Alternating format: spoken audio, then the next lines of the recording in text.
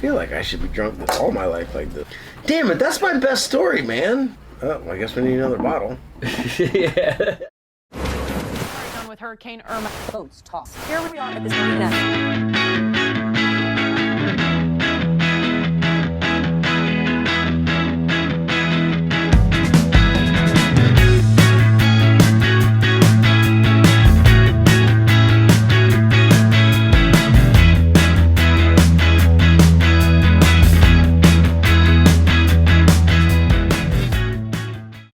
Hey guys, welcome to Parlay Revival.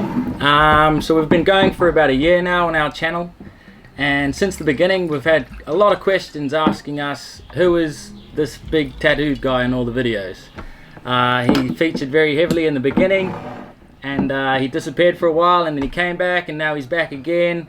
So people have been asking, so I thought we'd have a drink and we'd talk about who are you. Cheers. Cheers. So, yeah, my name's Ben Zuber. I was born in Philadelphia on the East Coast, raised in Jersey in high school, finished high school in Ohio, and then I went out to the Naval Academy for college. After college, I was stationed out in San Diego in the Navy, and that's when I became a Navy SEAL, and then I did 9 years in the SEAL teams, and then I got out. Now I'm living down in Costa Rica, just kind of hang out. That's where I met this guy. I was down in Costa Rica for a while running a surf charter business off of a 53-foot trawler, and he came out and visited us, and we went surfing and we started hanging out. We had a storm come through, and I ended up losing my boat. The anchor of the mooring where my boat was broke apart. My boat ended up on shore in about 1 million pieces.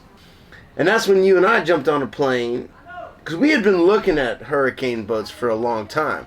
But there's no website you can just pick up and just call and be like, oh, here's all the hurricane damaged boats, or, you know, everything is, you have to be there in person. And that's what we discovered. So you and I jumped on flights, we went to BVI, and we met all these people that were, you know, buying and selling these boats after the hurricane. We looked at a few boats together, we looked at this boat. And I remember like it was like yesterday. And we got on this boat, and I was just shook my head. I was like, there's no fucking way we can buy this boat. It looked horrible. I remember standing on it in the BVI going, is this thing gonna sink while I'm standing on it? And after a few days I had to go. I had some business stuff I had to go take care of. So I left, and you stayed down there, and you keep pressing me about this boat. And I'm like, no, there's no way we're buying this boat. This boat is a piece of shit. And you told me, you were like, Ben, I've gone through every bolt of that boat. I have a plan. I hadn't. I think you came in for the last week or 7 or 10 days or something? Yeah, it was like a week or two I came in. How was that? That was horrible. That was horrible. Blasting away on fiberglass. And like, we were not even properly working on the boat. We're like hanging off the side, floating in a dinghy, and we didn't have any suits on. We're just in our like board shorts and just going away on fiberglass for like 8 hours a day. So I guess a lot of people are wondering, so I've got a Superyacht background. How do you become a Navy SEAL? So I went to the Naval Academy, and it's you know, it's another 4-year college, graduated with a Bachelor of Science, majored in economics. I heard you joined the women's boxing team. Yeah, so when you go to the Naval Academy, you have to do a sport. You got to do something after school every day. So I started boxing. My first 4 fights, I lost. I lost them all. And I was really depressed. Like, I'm very competitive. Really? I know. Yeah. Kettle, pot, kettle. Yeah, I know. So I didn't take losing my first 4 fights very well. And then midway through my sophomore year, I just decided, okay, that's it. I'm not letting judges decide the fate of the match anymore, because I keep losing. They keep choosing the other guy. This is bullshit. So I was just like, you know what? I'm just going to start knocking everybody out. And if I knock them all out, well, the judges have to make me win, right? Simple. Why didn't I do this before? Okay. So halfway through my sophomore year, that's what I started doing. I just was going in there. I started beating everybody. I was like, I'm just going to fight for blood. And that's what I did. And I started winning. And I won the brigade championships, and I actually went on to win the national championships. So I won the national championship at a junior, and then my senior year, it's called your first class year, then I won the national championships again at 185. I mean, once you just decide you're going to knock the guy out, it comes a lot easier. But when you get done, you owe the government 5 years because they paid for your schooling. They paid for 4 years. What I wanted to do is I decided I wanted to be Navy SEAL. I thought that sounded like fun. And I was lucky enough to be one of the 16 guys in my class that got selected. And then we showed up to BUDS, just basic underwater demolition SEAL school. And we classed up with class 243. Then you just start training. But so everyone talks about this Hell Week. Is it? So BUDS is broken down into 3 phases. First phase, second phase, and third phase. First phase is going to be your attrition phase. They're just trying to weed out the people, trying to differentiate who really, really wants to be there, who kind of has the balls to be part of this, and then people that just kind of, think it sounds cool. So. And you made it through that. Yeah, barely. So, class 243, we classed up with 205 guys, and it's all just everything you kind of see, the logs and the boats over your head, laying in the icy water and doing obstacle courses and big long sand dune runs and race runs and time swims, everything. Everything's just a competition. They lock you in this room for a little bit, and then all of a sudden they have breakout, and the next thing you know, it's just all hell turns loose. So they create some chaos, they get you going, and then you go for the next 3 days straight. Like there's no sleep at all. If you're moving too slow, they put you in the water to get you cold. Now you're freezing, they pull you out to send you on a run, get you warmed back up again. And as soon as you're warm, they put you back and get you cold again. It's just miserable. And that's where you lose guys. It's that cold water that everyone just quits. So I think the whole time in 7 days, I think we slept about 4 hours. How do you reckon you'd go doing that Hell Week now? Oh, there's no way I could do it. It's miserable. Okay, so you're in your prime, you're Yeah. going through Hell Week, and somehow you made it through. And then you go into phase 2. Yeah, so we finished Hell Week with maybe like 35 guys, not many guys. So it really shut down. And then you pick up some guys that have gotten hurt from previous classes. They'll roll guys back. So we picked up another couple guys, and we go into second phase. Second phase, dive phase. That's where they're going to teach you how to scuba dive.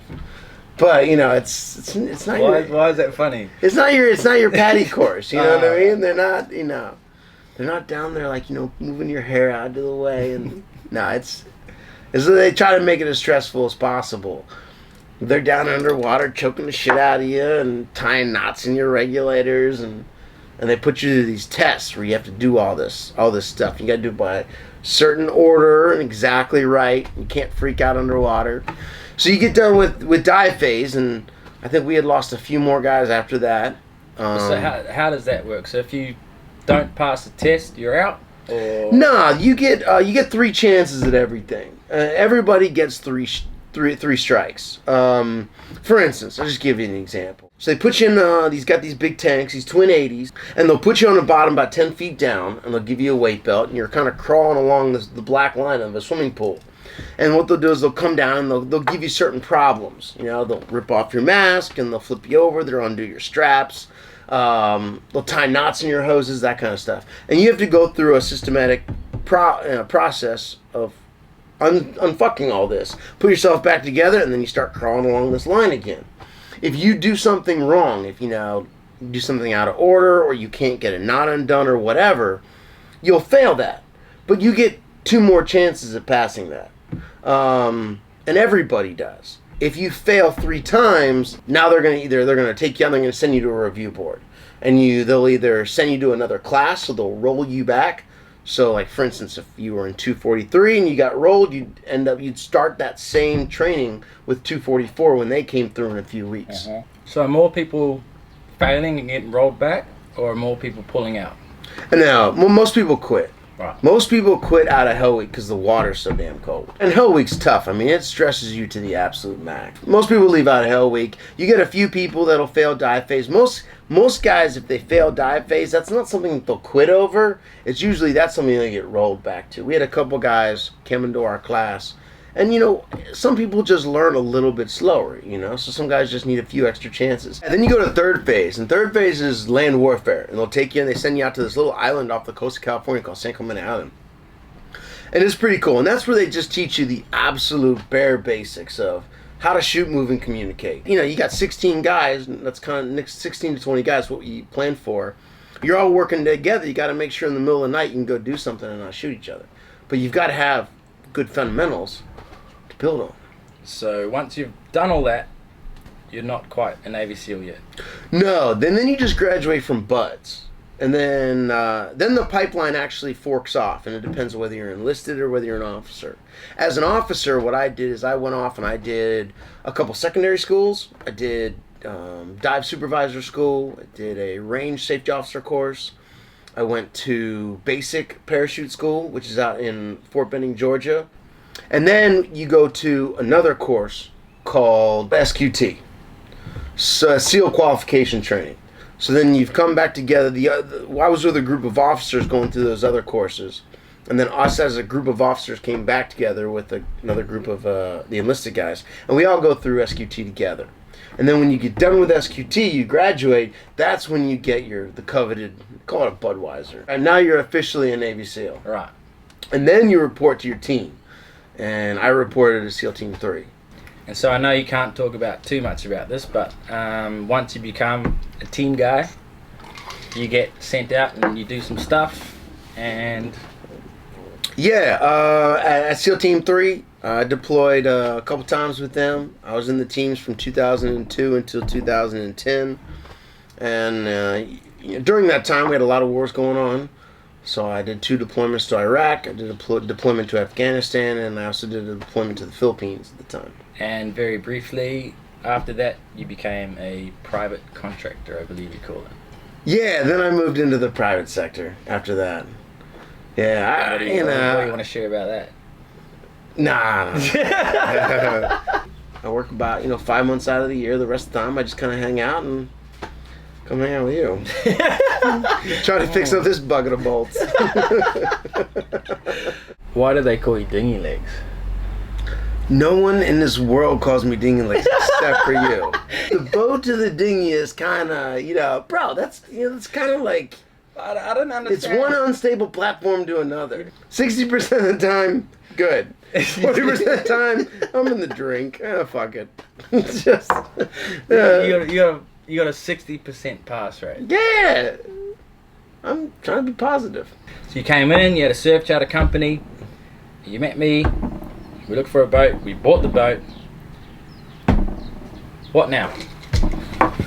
Well, I really enjoy my life right now. I'm pretty happy. I live down in Costa Rica. I got a good thing going down there. I'm still invested in this project.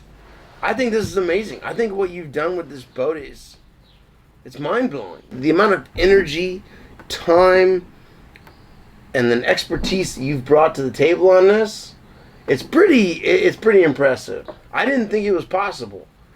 So, to me, Parlay represents the ability to travel the world, to sail, to surf, to party, have a good time. And, that's kind of what I'm all about. I want to continue to keep coming out on the boat and spending some time and, who knows where you're going to be next. Like that saying, those who wander are not lost. I'm happy to be a part of it. So I hope you enjoyed that episode, guys. Thank you, Ben, for sharing a few of your personal insights into your experiences and history and training. Cheers. And you'll be seeing a lot more of Ben in the future. Cheers, guys. Cheers. Salud. I got a couple cars. I feel like we're not making fun of each other enough. You think you can make something out of that? You want to do it again? We'll do it again. Yeah, from the top. From the top!